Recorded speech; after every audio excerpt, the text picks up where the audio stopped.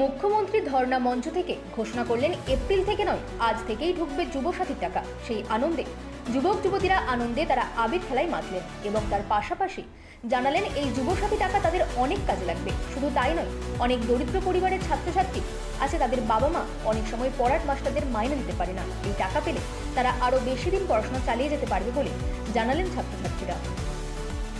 Bureau report, রাজ্য news network.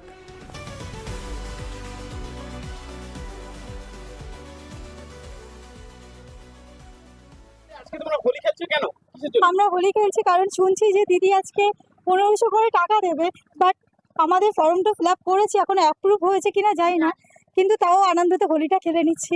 ঢোকে তো পাবে, আর সেই টাকা যদি ঢোকে আমরা সব বন্ধু বান্ধব সব এনজয় করব। তোমার নাম? আমার নাম শিল্পা সওদাগর। এই মমতা দিদি আমাদেরকে যুবসাথী দিচ্ছে 1500 টাকা করে। যে আজকে শুনলাম যে মানে বিকেল 5টা থেকে নাকি টাকা ছাড়া আছে, সেই আনন্দে আমরা সব বন্ধু বান্ধব আজকে কলেজে এসে হোলি খেলছি। আর যদি টাকাটা পাই আমরা সারা মাস আমরা বন্ধু বান্ধব মানে সেই টাকা নিয়ে আমরা আনন্দ করবো। আর দিদি যদি চাকরি বাকরির ব্যবস্থা করে তা সেটা আমরা মানে দিদির কাছে খুব খুশি হব। তোমার নাম? বুদ্ধদেব মন্ডল।